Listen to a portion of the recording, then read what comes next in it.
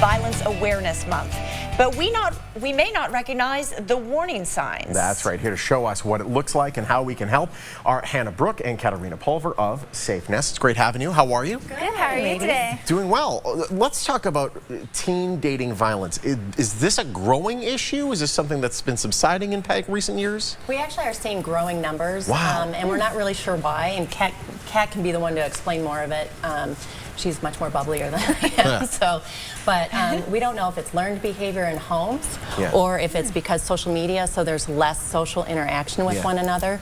So, but we're definitely seeing an increase. Wow. Interesting. Kat, what types of abuse are we talking about here most commonly in teens? Well, with teens, we see all the different types of abuse. So we're seeing the physical abuse, the sexual abuse, the financial abuse. We're also seeing digital abuse is really big in the teen population because digital technology is such an integral part of their lives, which isn't necessarily a bad thing. It helps with connection. It helps them keep in track with their schools, their phones, or their alarm clocks and that sort of thing. But it does leave them more vulnerable to digital abuse and emotional abuse. No question. And what is the, I mean, there's a lasting impact to the victim here. It's not just a fleeting moment. This could really affect them for the rest of their lives. Yes. Tell us about the impact that you've seen. Well, teens that experience dating violence have an increased risk of substance abuse issues later in life, eating disorders. They're less that directly impacts their higher education because there's more increase in truancy and lower academic achievement and social isolation. Yeah. And so what that causes is not to have that big of an impact when it comes to college applications of someone who may have not have experienced dating violence. And it also increases their rates of suicide as well. Right. It can greatly increase low self-esteem, depression, which can affect you later in life. Yeah, we want to keep people safe from this. Now, you know, most teens are in a family or in a school. They have people around them. Right. So let's talk about some of the warning signs that loved ones should look for. With parents, definitely things to look out for is if their child's partner is extremely possessive or jealous.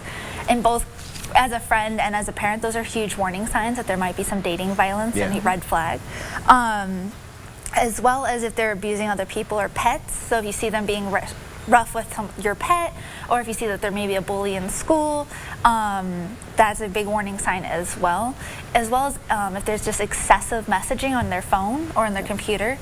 So I know with that adults, one's tough because there's just excessive messaging as a whole. And that's a big problem. Is it can be hard as an adult, especially because you don't see that the high levels of communication they have with their friends is a little bit different. And they may seem excessive to you, but then when they can't put their phone down for 5 minutes and then you're hearing it go off 15 times. Yeah. Now here's maybe a tip of the trade, because you don't know if it's several people that they're talking to. Once you get your bill at the end of the month, chances are you're paying your kid's bill.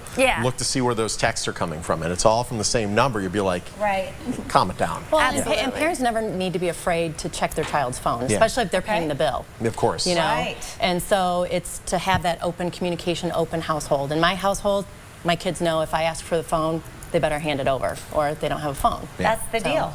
Yeah, there you go. You have the kill switch. Yes, I do. Let's talk about some of the services that Safe Nest provides. We just had a 1-800 number up on the screen. Who can use that number? Anybody. Anybody, no matter what age, through adulthood, 99 years of age or older. So 702-646-4981 is our hotline number. We offer a variety of services, everything from advocacy to counseling to those affected by domestic violence, as well as confidential shelter, and then also preventative education, which is what Kat does in the school system. Absolutely. And we have that number on the screen right now, and that's open 24/7. I mean, there's always somebody there. Exactly. Domestic abuse doesn't take it doesn't happen between 9 and 5. And having been remembering what it's like to have been a teenager, this is open to teenagers. This is not something you have to get your parents' permission to call. Yes, reach out. Exactly. And then if we have adults that are watching and are interested in this program, they can go ahead and call our number and get in touch with Kat, and she can do a training. Absolutely, because you do need the volunteers. You need the bodies to be able to help to do something like that. Well, exactly, and a lot of times parents don't know what to look for exactly, and they don't understand that maybe the isolation isn't because of drugs, but because somebody is telling them you can't hang out with So you your see friends. parents of possible abuse victims calling this number Yeah, as well. absolutely. Right. For more education. Okay, very good. Ladies, great having you. Thank you so much.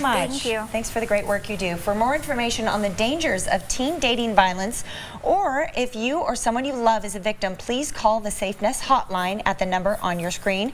You can also visit them online at safenest.org and find them on Facebook and Twitter. And still to come on the